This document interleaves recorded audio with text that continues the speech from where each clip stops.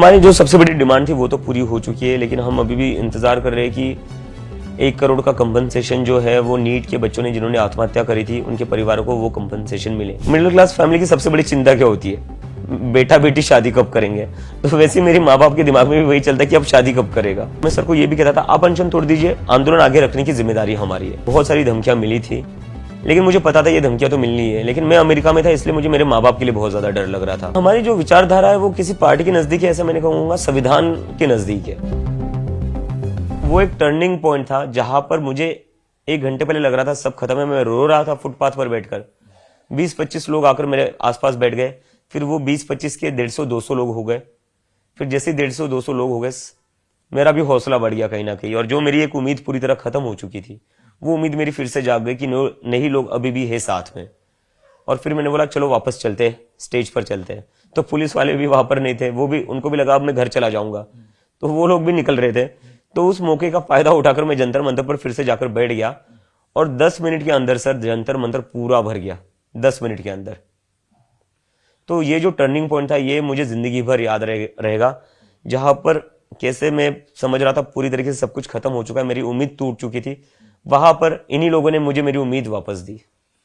सोनम वांगचुक जी ने जब अपना अनशन वापस लिया तब आपको कैसा, मतलब आपको लगा कि ये आंदोलन लंबा चलेगा, क्योंकि वो भी एक बड़ा फेज थे? नहीं, बिल्कुल, हमने तो पहले से ये डिसाइड करके रखा था, और हम सर से बार बार रिक्वेस्ट भी कर रहे थे कि सर आप अपना अनशन तोड़ दीजिए, आपकी जान इस देश के लिए बहुत कीमती है, आपकी जान इस देश की शिक्षा व्यवस्था के लिए बहुत कीमती है, we can not afford to lose you. ये मैं सर को बार बार कहता था, और मैं सर को ये भी कहता था आप अनशन तोड़ दीजिए, आंदोलन आगे रखने की जिम्मेदारी हमारी है।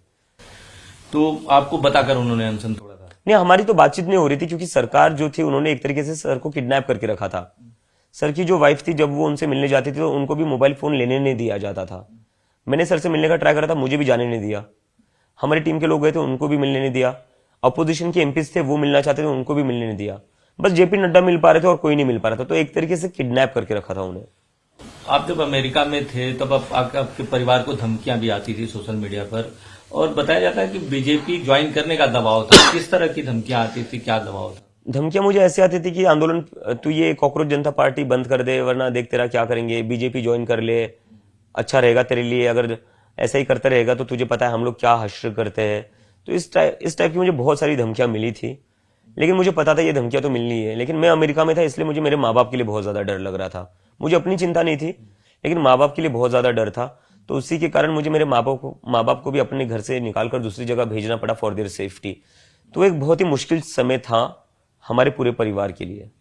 अगर देखा जाए तो आपके का जो आंदोलन था, आपके स्टेज पर अपोजिशन पार्टी के लगभग सभी पार्टियों के नेता है।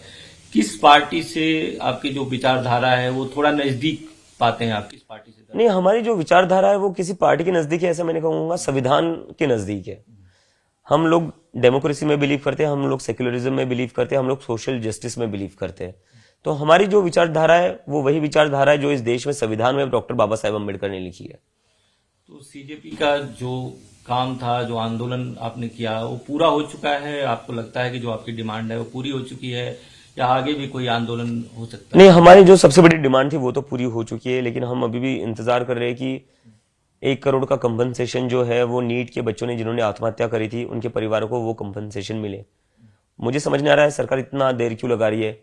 जब बात सरकार गिराने की होती है आप रातों रात गिरा देते हो, जब बात एमएलए एमपी खरीदने की होती है तब आप सैकड़ों करोड़ एक रात में फेंक कर एमपी और एमएलए खरीद लेते हो। लेकिन जहां बात पीड़ितों के परिवारों को 1 करोड़ देने की होती है तब आप कह रहे हो कि रूल्स और नॉर्म्स थोड़े देखने पड़ेंगे।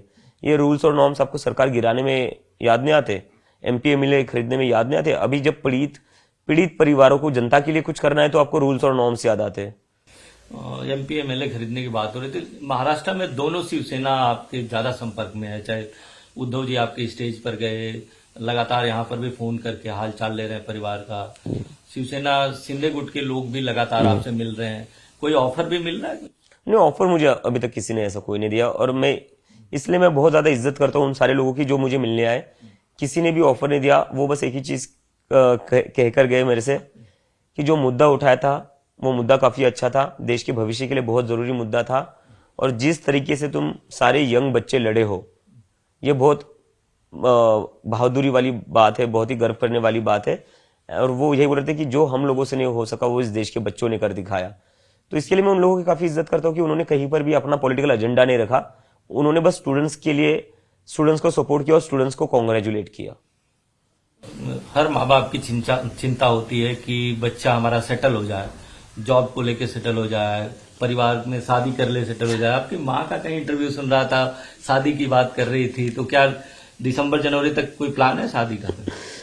नहीं सर, अभी ऐसा कुछ सोचा नहीं है, लेकिन वही होता ना, एक मिडिल क्लास फैमिली में कुछ भी हो जाए, कोई कितना कुछ भी कर ले, मिडिल क्लास फैमिली की सबसे बड़ी चिंता क्या होती है? बेटा बेटी शादी कब करेंगे। तो वैसे मेरे माँ बाप के दिमाग में भी वही चलता है कि अब शादी कब करेगा। बट देखते हैं, अभी तो ऐसा सोचा नहीं, देखते। लेकिन तो ये थे अभिजीत दिप्के जी, जिन्होंने शिक्षा व्यवस्था से लेकर राजनीतिक एजेंडा तक हर सवालों का जवाब दिया। छत्रपति संभाजीनगर से कैमरामैन दिलीप अवेरे के साथ इंद्रजीत सिंह, न्यूज़ 24, छत्रपति संभाजीनगर।